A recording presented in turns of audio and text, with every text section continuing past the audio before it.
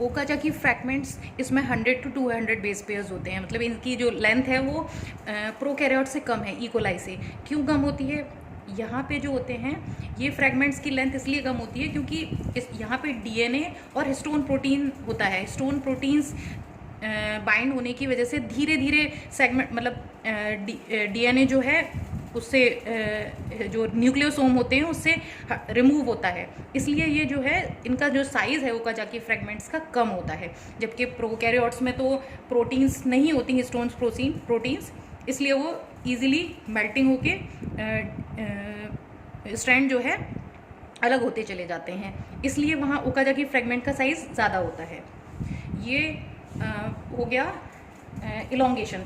Elongation में फिर further क्या होगा? जब डीएनए पॉलीमरेज एप्सिलॉन और डेल्टा ने लैगिंग और लीडिंग स्ट्रैंड सिंथेसाइज कर दिया। अब जो प्राइमर लगा था, प्राइमेज एंजाइम ने प्राइमर फॉर्मेशन किया था जो 10 बेस पेयर लॉन्ग आरएनए था, इसको आरएनएज एच जो है वो रिमूव करता है आरएनए प्राइमर को।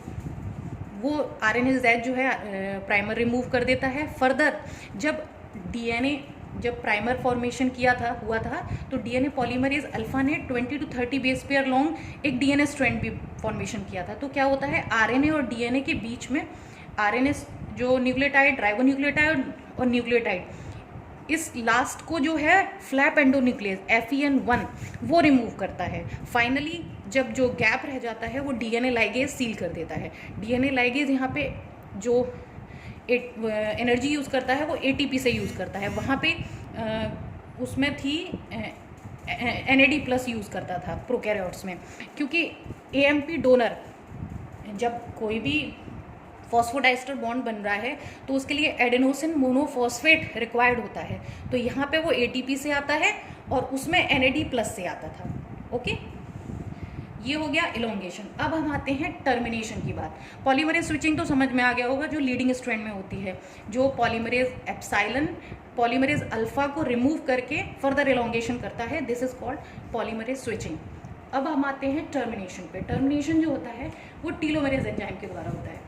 ये क्या होता है कि जब लीनियर एंड है, सर्कुलर में तो आराम से रेप्लिकेट हो गया, लीनियर एंड्स, अब जो लैगिंग स्ट्रैंड है वहाँ पे आरएनए प्राइमर अगर लगा हुआ है तो वो रिमूव हो जाएगा, तो वो अनरेप्लिकेटेड रह जाएगा। तो हर राउंड में अगर ऐसे ही होता रहा तो आरएनए प्राइमर के बराबर एंड पे न्यूक्लियोटाइड अनरेप्लिकेटेड रहेंगे। तो उससे बचने के लिए जो टीलोमरेज एंजाइम है ये इन एंड्स को रेप्लिकेट करता है। टीलोमरेज एंजाइम क्या होता है? एक राइबोन्यूक्लियोप्रोटीन होता है जिसमें आरएनए प्लस प्रोटीन से मिलके ये बना होता है।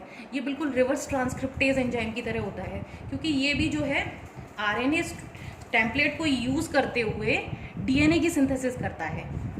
ये कुछ दिखने में ऐसे होता है, मैं आपको इसका फ़ोटो भेज दूंगी। ये टीलोमरेज, ये प्रोटीन है, ये आरएनए सीक्वेंस है। अब टीलोमरेज क्या करता है, ये लैगिंग स्ट्रैंड के, ये जो पेरेंटल स्ट्रैंड है ये इनकम्प्लीट लैगिंग स्ट्रैंड है। यहाँ पे अब आरएनए प्राइमर तो रिमूव हो गया, अब ये रिमूव होने के बाद एंड तो बचा अनरेप्लिकेटेड। अब यहाँ पे क्या होगा, ये टीलोमरेज जो है इस पे ये आरएनए सीक्वेंस होता है और ये प्रोटीन है। ये आरएनए सीक्वेंस जो है 3 प्राइम एंड को इलोंगेट कर देता है। अब ये इसके नीचे लग गया, यहाँ पे ये पेयरिंग होके ऐसे इस 3 जो पेरेंटल स्ट्रैंड है इसको इलोंगेट करता जाएगा। फर्दर पॉलीमरेज एंजाइम लग के इसका 5 prime to 3 prime lagging strand, मतलब जो ये डेल्टा है, इसका फॉर्मेशन कर देगा। तो इस तरीके से जो एंड्स होते हैं वो भी रेप्लिकेट हो जाते हैं। टीलोमरेज जो होता है, G rich strand existing telomerase DNA repeat sequences and elongates the 5 prime to 3 prime direction. क्योंकि ये जो है टीलोमरेज एंजाइम, इस पे ये सीक्वेंस होता है, ये साइटोसिन रिच है, तो ऑब्वियसली ये जी रिच रीजन ही फॉर्मेशन करेगा, एलोंगेट करेगा इसको। यहाँ पे जी ही लगेंगे क्योंकि सी है, यहाँ जी, तो यहाँ पे ये बहुत सारे जो ग्वेनिन रिच होते हैं ये फॉर्मेशन हो जाता है, और ये इसी ग्वेनिन को ही, रिच रीजन को ये टीलोमरेज रिकॉग्नाइज करता है और टीलोमियर्स का एंड्स का को रेप्लिकेट कर देता है। तो इस तरीके से ये यूकैरियोटिक डीएनए रेप्लिकेशन हो गया।